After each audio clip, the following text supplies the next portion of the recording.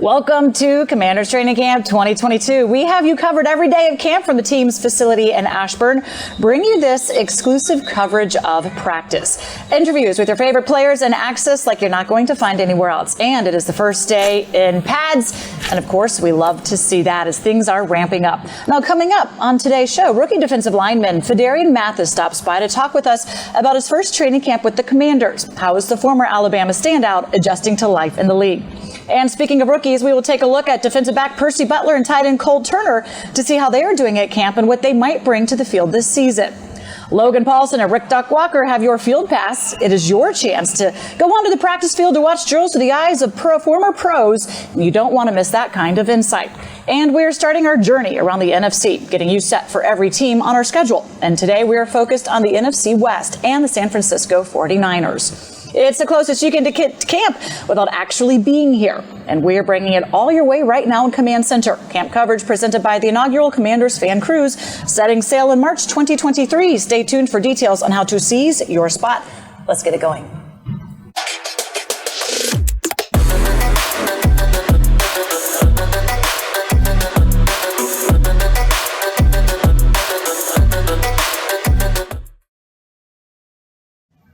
And this is exclusive access to Washington Commanders training camp at the park here in Ashburn, Virginia. We are giving you daily updates on what is happening out on the practice field. We'll be showing you look-ins at what's going on throughout our show.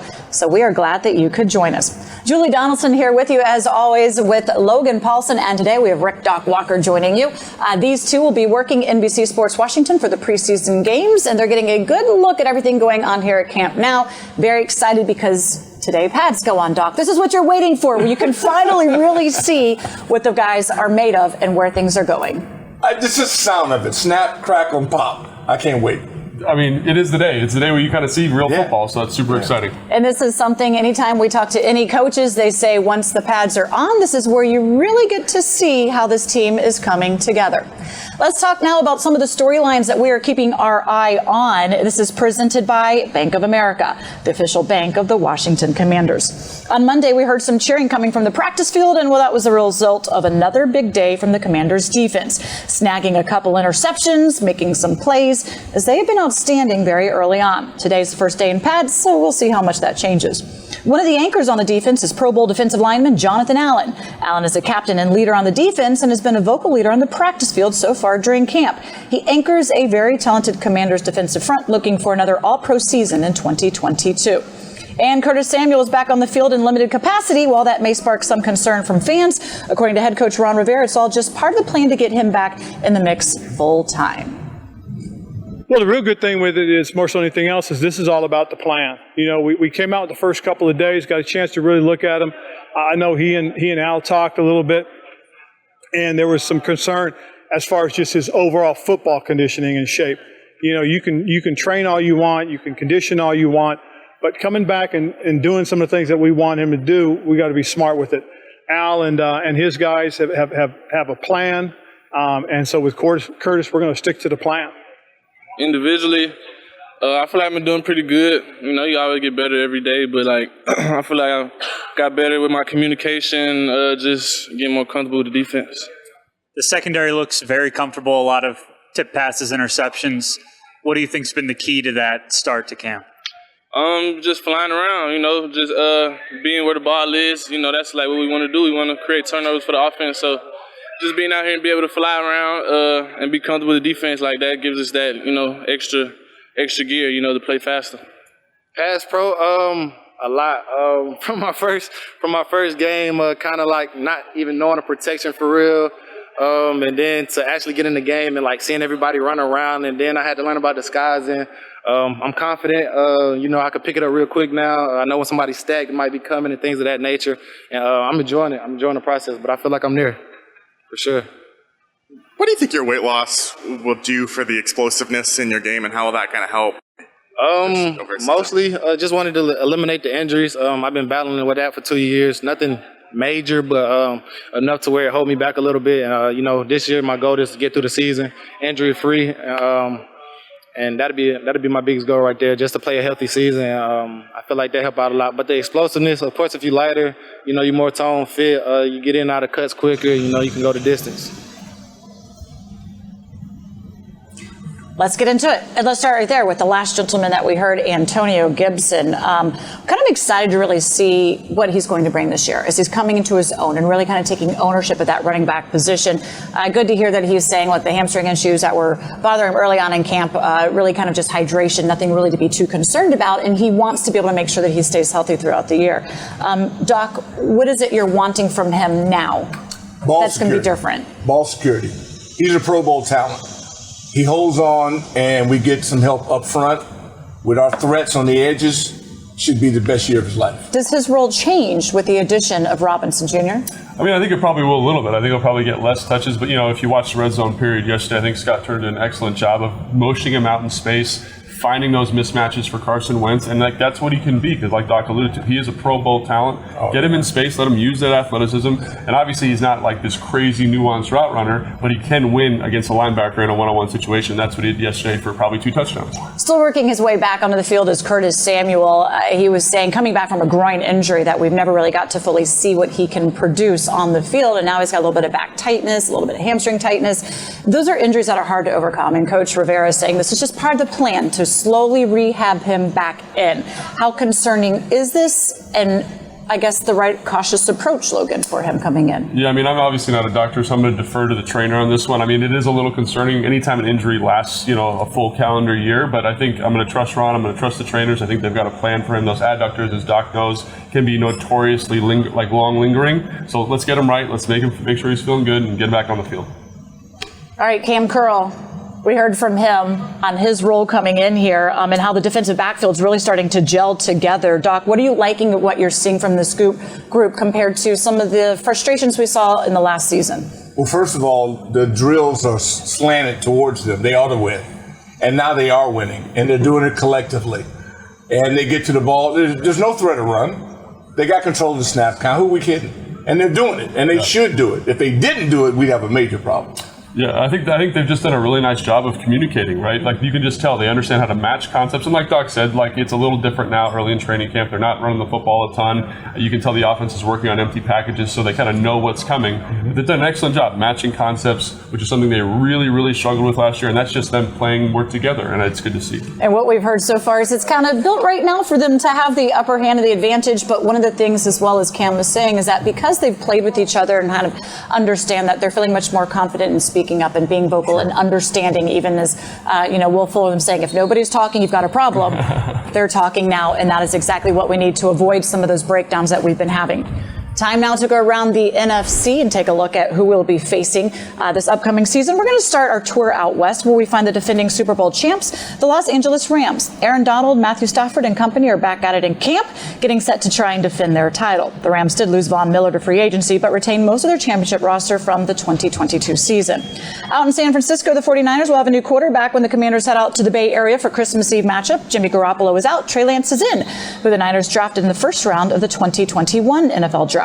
Now he's the starter. We're excited to see how our defensive front can get after the third-year QB late in the season. Speaking of new quarterbacks, there's a new starter in Seattle for the first time in 10 years. Oh my. The Seahawks traded their franchise quarterback to the Denver Broncos, meaning former Broncos signal caller Drew Lock is now the man for Pete Carroll and company. And while Kyler Murray is looking for a new contract from the Cardinals, he's still with the team and ready to lead the offense in 2022.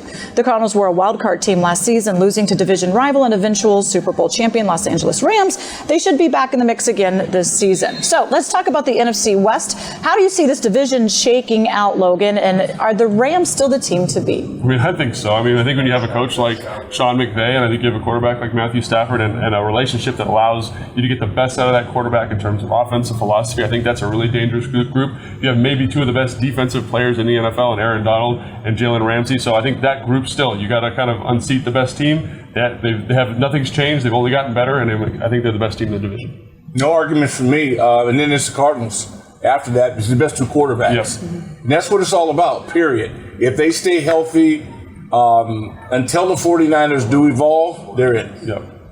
Who is the best quarterback in that division, would you say? Stafford. Yeah, I think that's pretty straightforward. Right? Yeah. And Doc said, Kyler Murray's done an excellent job. I think he's had maybe one of the most unprecedented first half of the season last year. Yeah. But he's got to prove that he can do it throughout the time and show that he's going to be healthy and all those different things, especially after getting paid. So. And he's a porcupine. The guy, I just want to see him get over the hump. Porcupine. You can't hug him. You can't hug him. Over in the 49ers, Trey Lance takes over. Apparently, they did not feel confident in Jimmy Garoppolo really taking that next step. Caught a few knocks against him. Trey Lance coming in. How do you see our defense causing problems for him? Yeah, I do, because he's a rookie quarterback, right? He's a rookie quarterback who had 360 snaps in college. He didn't play at all. He played 2 games last year and got hurt one of them. So he's a guy that's going to have a lot on his plate early on. And I know Kyle does a great job of scheming guys up and playing to their skill set. Mm-hmm. And he's going to find ways to challenge our defense in terms of what Trey Lance can do with his legs and that explosive arm. But it's still a rookie quarterback. Make him see the defense, make him confused, and I think you're going to have a really successful day. I wish we had him in the opener. I was about to say. Yeah, but by the time we get to him, buddy, like Robert Griffin III, we saw what could happen with the Shanahans. They're that progressive. It doesn't matter if he's a good listener. I was about to say, we'll see him late in the season. So he will have a few games under his belt if he is still there when it comes time for Christmas Eve. But hopefully, of course, our defense is in the top form at that point of the season as well. Well, one of your next chances to see, or really first chances to see our team at FedEx Field, because you can come out here to camp, is August 6th. We'll be taking practice out there, and Coach is going to be addressing everybody in attendance, giving you reasons to be hyped for the upcoming year. Make sure you are at FedEx Field August 6th for all of that. Go to commanders.com for more information and to get your free tickets. Okay, Logan, Doc, time for you to head down to the practice field. We want to hear what you were seeing and kind of give us an insight. We want to talk a little bit about those D linemen. Yep. Pads are on. This is where we really get to see what this defensive front and offensive front is made up. And we will also be checking in with rookie on the defensive lineman, Phidarian Mathis, how he is adjusting to his first NFL training camp. We're going to chat with the former Alabama standout next. This is Command Center Camp coverage. We'll be away for just 60 seconds, but we're not taking you away from the practice at all. It's staying up.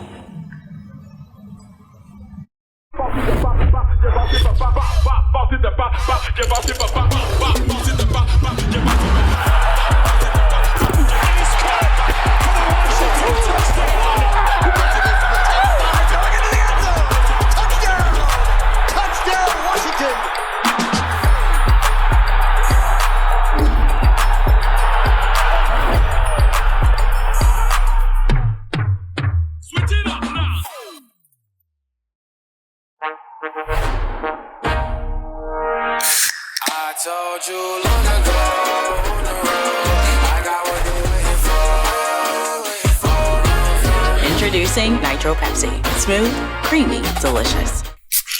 Another rock and roll weekend.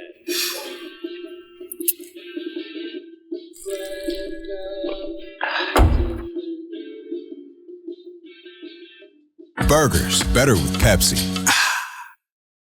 Welcome back to Command Center Camp coverage presented by the inaugural Commanders Fan Cruise, setting sail in March 2023. Stay tuned for details on how to seize your spot. Well, fans have been active on social media, putting the hashtag HTTC, and of course, we are following along. Glad to have folks out here today. Of course, Antonio Gibson and a lot of the players giving autographs after practice, and today the pads go on, so we know things will be ramping up. It is time now for your Field Pass presented by FedEx, where now meets next. Logan and Doc are down on the practice field taking a look at the guys in the trenches with the pads on. Tell us what's happening. All right, Logan Paul's here with Doc Walker. Doc, I'm so pumped to be here with you today because you come from like a different era of football, the old school era of football, and it's fitting you're here today because they got pads on today. It's more like dinosaur age. Get out of here with that. No, really, I'm hyperventilating right now because I see full pads on. Yeah. I hear clicks. You should be able to hear football being played, and I'm excited. Yeah, and so what does it mean to have the pads on for you? Like, why is that such an important part of your evaluation? Well, because the game is played, tackle football is live. Yeah. It's the only game played you can't simulate it. You can't do the lingerie league, all that stuff, helmets, pads on top of the pad. This is football today, and I think the guys are excited about it. Yeah, and here we got the defensive line, and obviously this is one of the kind of the vaunted position groups, and what they're working on right now is they're coming out of this sled to keep that pad level down, keep that low, flat back. Doc, how hard is it to block somebody who comes out with great pad level and attacks you off the line of scrimmage? Almost impossible. Low man wins. We learned that at the University of California, Los Angeles. And Crowder drills, man. And it really is in unison. This is all about now a collaborative effort to get the defense to play as one. Yep, absolutely. And I think the thing to watch out here for is watch the pad level coming out, watch the hand placement on the chest, because, again, in addition to low man wins, the guy who gets their hands on the other person first wins the down, right? You're right. So that's what they're working on here. They're working on get-off, which is for defensive line so important, hand placement, pad level, and trying to make these guys a bunch of killers, which is really important. Well, you know what? We basically had to go against people 30 pounds heavier than we were. Right, as a tight end, you're saying. As a tight end, and nobody cares. Right. It's got to be done. Right. And so you also may get a guy that you're 20 pounds heavier than. So you had both extremes. Yep. And I think our D-line is versatile. They're athletic as heck. And that kid with wearing number 90, he's highly impressive. Yeah, so talk about number 90. Like, what is it about him that you like so much? I call him Yannick Antetokounmpo. He's a freak. He is a freak. In terms of upside, I think he's unmeasurable. I think he's the best athlete on the entire team. It's just a matter of what he decides to do with it. I think that's right. He's one of those guys with tremendous, like, you look at his combine numbers, and he is one of one, man. It's stupid. He's one of one. And I think that having that guy like that on the roster, again, you said it, I think, there perfectly. It comes down to what he wants to be and what he wants to do, right? Some people, I never had control of that. Yeah. You know what I mean? Because you're whatever you were. I am what I am, and I'm trying to be better than that. In the end, I just want to come out with the ring. Right, absolutely. This guy can have the ring and the bag. He can have it all. Yeah, he's and when that you say good. bag, you mean payday, I mean right? cash. Yeah. Young that folks cash. know what I mean. Yeah, okay. Yeah, just making sure. 'Cause I had to think about it for a second. Dollar.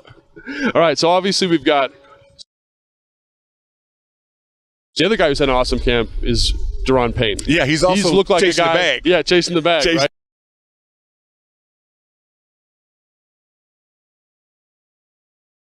Well, elusive.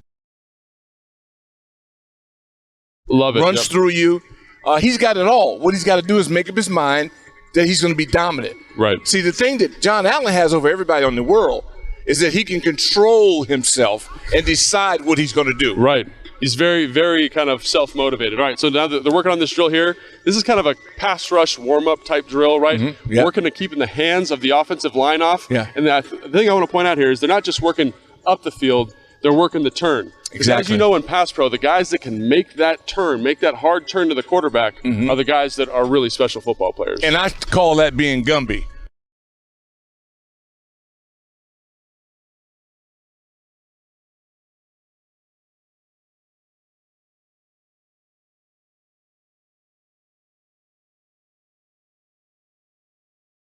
Redskins pass rushers, could they bend? Were they Gumbies? Charles Mann, Dexter Manley, also power. That's what. Yes, So they were so different. big. There's different ways to win. Different ways to Absolutely. win. Guy like LT you're playing with, he had Gumby. Yeah, right. You know, but Monty Coleman had some Gumby in him. Yes, right. We played against explosive guys, Rich Malott, God rest his soul. Yeah. You got to play against really good people in order to compete against good people. Right, and so it's interesting when you talk about Gumby. I think Montez Sweat, I don't think he's super bendy. I think he's a strong guy, and he's an explosive guy, Yes. right? So that's how he's going to beat you. Yep. Because with those explosive So traits, long. and you see that show up in this drill. It's hard for him to make that turn, but when you watch that right turn is really easy, really They straightforward. make it look easy. Right. Like all Yes. great athletes do. That's right. They make things look easy. That's right. Yeah. That's right. That's right. So now we're kind of in break. We got our linebacker. Tremendous athletes. All of them, like Holcomb, Jamin, like they just move so well for men of their size. And in today's NFL, that's what you need, right? The Miami Dolphins and Jimmy Johnson really started this getting high school safeties to play linebacker. Yes. And linebackers to play defensive line. Yeah. That really started this athletic movement on defense, in my opinion. So when I look at our two guys inside, 52, 55, they can run. Yep. They got a little Gumby in them as well. And what I need them to do is go through blocks. I love it. And today's the day where you're going to find out whether or not they can go through blocks, right? Pads on, That's baby. what the pads are on. Pads on. Absolutely. Absolutely. And again, we're back at the defensive line. They're working this drill again. Now they're going the other side. If you go to the D-line here, Matty, we're working the turn the other way, right? Because you got to be able to turn right and left. No Zoolanders here. Oh, yeah. There's Wise. I think he's got some ability. I like him. Yeah, he plays competitive. Junkyard dog. Yeah, competitive. Yeah. Absolutely. Absolutely. Anybody in this defensive group that you're keeping an eye on? We talked about Sweat. We talked about Payne. Anybody else that sticks out to you? Well, Smith Williams is my guy. He's nice. I got a poster of him in my off hallway. Yes. Because he's a guy that takes advantage of opportunity. Two-hill, those guys. Yes. I love those guys. Lunch pail guys coming in and they want to go from hot dogs to caviar. Well, and you mentioned, I love that talk. You mentioned James Smith-Williams. He's a guy that's going to play a lot this year. He's starting. Yeah, because Chase is out, right? And so I think like that's something that people need to understand. Like, even though he's not maybe the most athletic dude, James Smith-Williams, like he's a good starter in the NFL and a guy you can count on. And how important is that, Doc? Look, the Pittsburgh Steelers front is ferocious. They got one guy in there who's a freak. Yeah. Now, there's only about 5 of them in the whole league. Right. So it's no disrespect. I like our guys. Yeah, absolutely. All right, and so, again, they're going to work some pass rush here. And what was the toughest thing for you to block from a defensive end? Were you like a guy that anybody 6 feet and under? Seriously? I want big guys. Really? I don't know, because center of gravity, they had natural leverage. So when a guy can get under you, that's not fun. It's not give me the guy 6'5", give me the guy 6'4". The bigger, I don't have a problem with that. It's not. It's you don't want to block a fire hydrant, right? No. Like I remember James Harrison was the guy that had to block. He's 5'10", but built like a little brick house. You're right. It's almost, how do you get leverage? You don't. Yep, absolutely. Do you have a guy like that? Someone that gave you? Yeah, Houston Oilers had 2 of them. I'll never look. These guys, you know it, because it's not the people the fans think. Right. Yeah, LT's the best ever. Right. But LT's not worried about you. He's trying to get to the ball carrier. Absolutely. Them other guys can't get to the ball carrier, so they try to wear you out. Ain't that the truth? All right. So now they've split up into defensive ends, so edge rushers, and defensive tackles, right? And they're going to work a little bit different. So if you look at the defensive ends here, they're going to work long arm pass rush move, which is the idea of using Montez, longest arms maybe in the NFL. Using that length to keep the tackle off you, kind of dictate your pass rush move. Again, that's an awesome skill set to have, and that's something that mom, dad, and God give you. You know, like you're just born with that, right? You inherit it. Yeah, absolutely. You inherit it. Absolutely. So I think that's all for today, guys. Like we'll take this is the quick look at the defensive line, and obviously, Doc, it was so fun watching this group with you, and really appreciate your insight. Well, I couldn't come out until the pads got on. Yeah, absolutely. There's no need for me. Where's Santana? Because that's your thing. Yeah, absolutely. Thanks, guys. Back to you. Well, let's keep the focus going on some of those defensive linemen, and let's focus in on Phidarian Mathis. The Commanders' second-round pick out of Alabama has been turning some heads throughout OTAs, minicamp, and now training camp. He's even been getting some work with the number ones in their 5-man front. Well, he stopped by after Monday's practice to talk with Logan Santana-Moss and I about his first go-around at training camp. It is our Pepsi player profile. Pepsi, the official soft drink of the Washington Commanders. Phidarian Mathis drafted in the second round. Tana actually got to call out your name for that one. He was proud, man, that he got your name right. Man, I was so, I walked off stage like, yes. I didn't mess your name up, but you sure didn't, boy. All right, so here you are now. You've got a few days of camp in your belt. Look, you come from Alabama. Everybody prides themselves from Alabama. They got you guys ready for the NFL. What's been the biggest difference, though, from those Bama camps we see you're still representing as well? Oh, for sure. The difference for me is just, everything really faster here. So, you got to be on your P's and Q's at all times. So that's one of the biggest things, biggest transition for me. And today you were able to get in with the first rep as they go to those 5 linemen? Yes, get there with the first team? Right. It's been fun doing that. I love being in with Payne and John. We get to work a lot of games and stuff like that. So it's a big learning experience for me, and also a dream come true. Oh, yeah, fantastic. Also, the scheme's a little different, right? In Alabama, 2 gapping, a little bit more. You have your own gap. How's that transition been for you? That's a good transition for me also, Alabama, like you said, we was 2 gapping a lot. But now we want to get back there. We want to penetrate and we want to fire off the ball. So that's been also a big transition for me. And it's been going well. Just getting better and better every day. Just trying to come out and improve. Sure. So I know you're still young in the game when it comes to just, getting your feet wet. It's only the first training camp. But how, I'm trying to use the right word, how gratifying was it knowing that you was coming here and you had guys that you was familiar with that you once played with? Oh, man, like once I found that out, I knew that, just going into a system where I kind of call guys like my big brothers, I knew that, I kind of be taken care of, once it came down, to the nitty gritty. Gotcha. So I was straight, when it comes down to things like that. Have they given you any specific advice that you've been like, oh man, this is really going to help me out moving forward? Most definitely, every day, John and Payne, those my big brothers, and they always give me leadership advice. So, just telling me no matter what, just keep your head up, keep grinding, don't let just one day knock you down. I always come out with a new mindset. With the game being faster, as you say here at the NFL, what is the biggest thing you really want to work on to make sure that you're right there at the right pace and speed with them? Just always, being a pro. I know how to be a pro, but playing like a pro. Coming out, getting my body ready, from eating right. Just being a pro. That's some of the things that I just want to continue to get better at. Talking about being a pro, I had the luxury of going to a university where we almost had in the back of our heads that's was our destiny. It wasn't I'm trying to get there. No, we was destined to go to the next level because we was coached up to be those particular players. How was that process with you guys through those years of being in Alabama, having that coaching staff, having Saban, that he was basically grooming y'all for this next level? Yeah, I think I'm so thankful for Coach Saban because throughout my 5 years, I learned a lot. From being a younger guy all the way coming up to being a leader. So over those 5 years, I learned how to be a leader early. But coming here, you already got guys like leaders like Payne, John, Wise, and those guys. Like they've been around for a minute. So that just changed. It kind of just put me in a position where okay, I know how to lead, but okay, now let me sit back and watch these guys and learn some more. So that's kind of where I'm at with it. That's like a really mature approach. A lot of young guys wouldn't do that. You mentioned Coach Saban. He's notorious for having like murderous training camps. Yeah. How has this been compared to those training camps? It ain't nothing like that. It's way different. It's way different.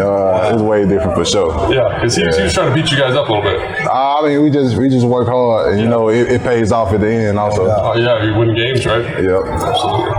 You talk about John Allen, Deron Payne, those guys that you knew with from Alabama and the leadership and them kind of helping you in the field. But is there any mark of you being a rookie and them saying, "Hey, carry our helmets for us"? Oh yeah, a little bit our pads, buy our dinner, something. Yeah, they've been taking it easy on me, but I done had to do some things so far. I done with the Sam's and racked up. I done had to rack up on a lot of snacks already.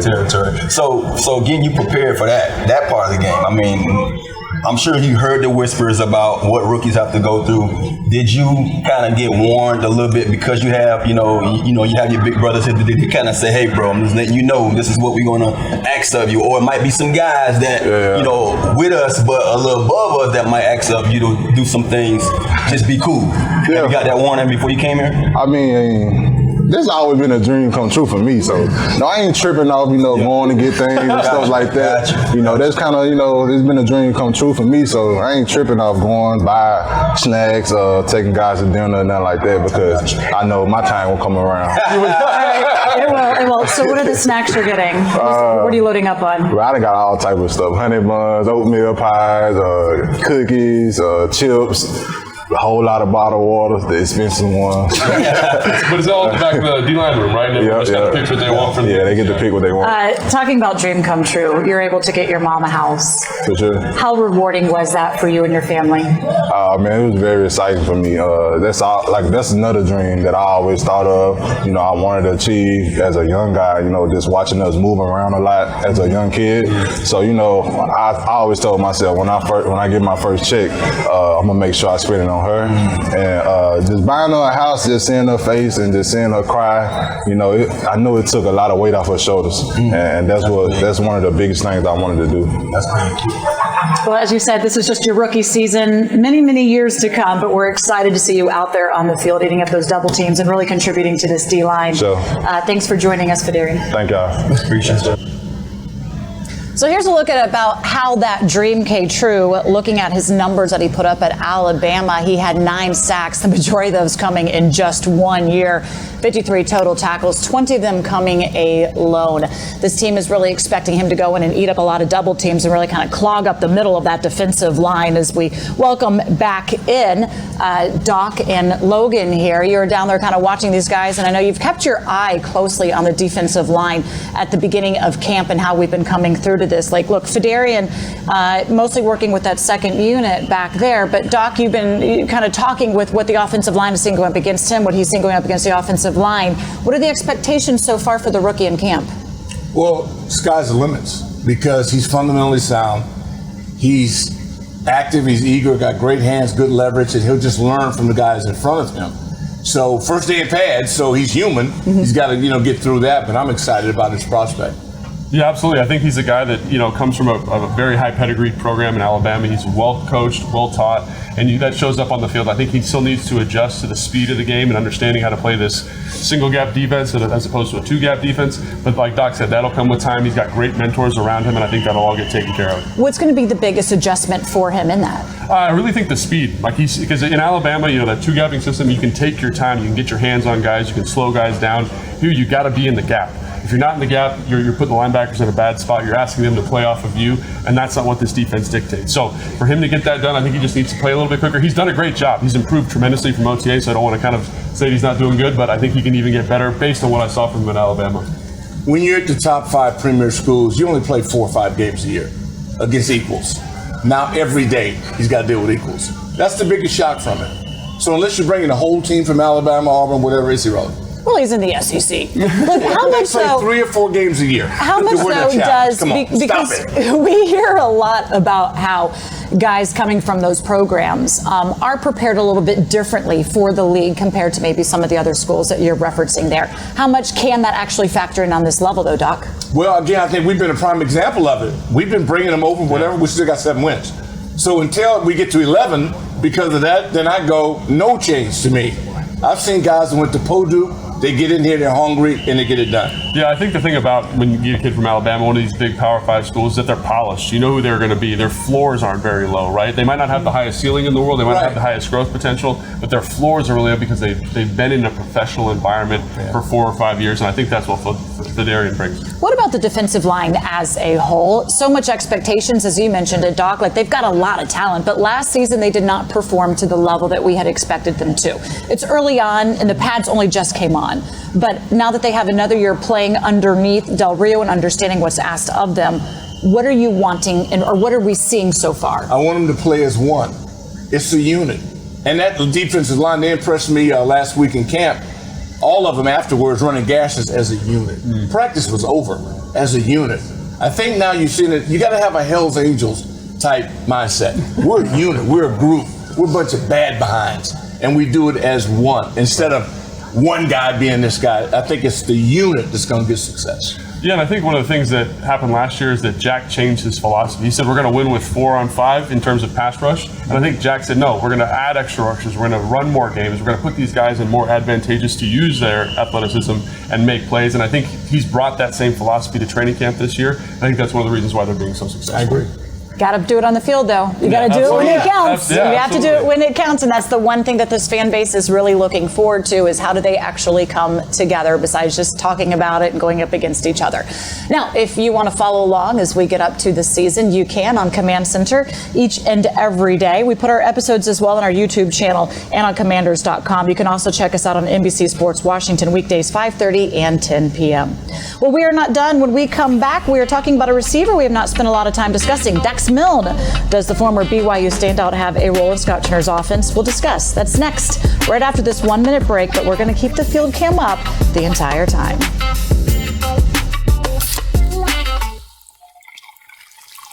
This one's for every NFL fan whose fan cave is more like a fan corner of a guest room closet. You've compromised enough. Pepsi Zero Sugar.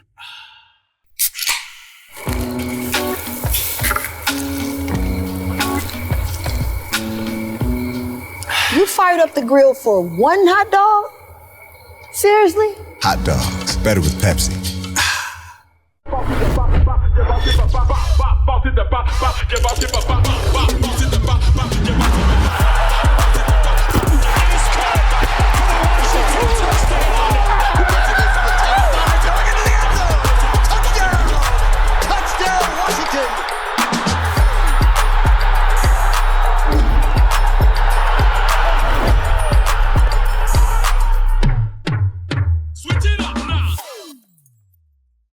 And welcome back to Command Center Camp coverage presented by the inaugural Commanders Fan Cruise setting sail in March 2023. Stay tuned for details on how to seize your spot. Well, fans have been active on social media. Here's a look at some of the posts with the hashtag Hail to the Commanders. And it's so great to see players with their little babies. Carson Wentz talking about how life is different as a father out here as he's looking to take over the offense for Washington. Of course, Tailgate Ted out in full force, and folks getting a good close-up look at players as they are coming off the field. Well, time to get your repellent because we're going camping with team reporter Zach Selby.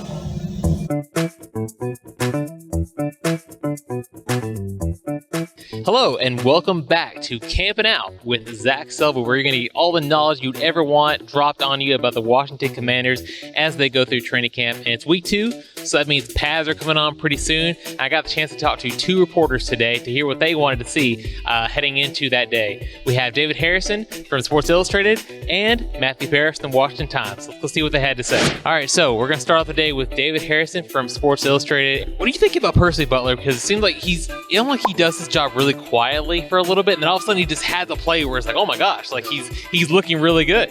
Yeah, I mean, he never looks out of position, never looks like he's doing anything wrong per se, but then when he clicks and he flashes, it shows you that real potential and something that gets you really excited about a guy that the Commanders got for relatively low draft value. A couple more questions about the offense is, the bottom of the receiver core is, that's where all the most mystery is. You could say arguably in the entire unit, right? I mean, who do you think is kind of winning that back? It seems to me like Dax Milne has really kind of taken a little bit of a step forward here. Yeah, I think Dax is a guy that I consider, on the roster. I know he's on my initial 53-man roster projection. I feel very confident about that projection. Mark Michel is a guy that I've really been interested to see during training camp. Same. Yeah, I want to continue to see him. Again, had a drop out here today, but he's not the only one, so we're not going to crucify him for it. But I want to continue to see how that goes, especially once pads come on, how he gets off of coverage, how he fights back against the defenders once we can get a little bit more physical. Some of the players who's been pretty consistent overall is Cole Turner. I mean, he seems like he's really developing into a red zone target. Had another one today. What have you thought of him so far in his camp? No, it's true, and it's especially important for Washington, especially if Logan Thomas is going to miss some time into the season with that ACL injury. And so, he's 6'6". He seems to really run some sharp routes. Gives them a nice vertical threat down the field as well. It's not just the red zone. He's really getting down there and provides that body over the middle. And, Carson Wentz historically has loved throwing to tight ends, and we've seen so far in camp that's proven to be the case. Sammis Reyes has gotten a lot of targets, Cole Turner, and he's the one that really steps out. And time for today's Fresh Takes, presented by Safeway, the official supermarket of the Washington Commanders. Now you can listen to Zach's full interviews with the beat reporters on our podcast, Going Camping with Selby. Find it wherever you get your other Command Center podcasts. Logan Dock back with me. We just heard some Fresh Takes. Let's talk a little bit about Dax Milne. We talk a lot about the starters on the receiving core, that top unit of the receiving core. But Dax is somebody that has a role. What do you think that role is? Yeah, I think it's interesting because I think when they signed him, you kind of thought he was going to be that slot receiver and that's kind of what he did last year. Him and Humphreys were kind of competing for that position, and then this year they haven't really been using him that way. He's kind of been backing up all the spots, which is a good sign because if you know all the positions, you can be that 6th, 7th guy, and he's also been returning kicks. So I think that's kind of what I see for him is kind of the backup for everybody, and they need it, and you get special teams value if he's your punt returner or kick returner, which is yet to be seen. So much deception because Turner didn't want our opponents to know what he has planned.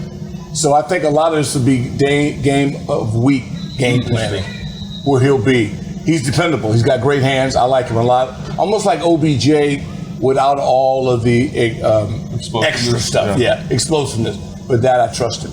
We've seen where different receivers have to be able to understand multiple positions in this offense. That's exactly what they want. They could be just laying down a good bit of foundation to make sure, should he need to go out there, he's been it, he's done it, he's seen it. And that's something we've heard a lot of guys talking about, that you don't know necessarily when that practice rep may come into play. But at some point in the season, if you've already played that position or done that role, then it's easier to say, okay, I have this as well. But Dax Milne going out there and so far being a bit of a bright spot on offense as well. Create value for yourself. Certainly you do. More you can do.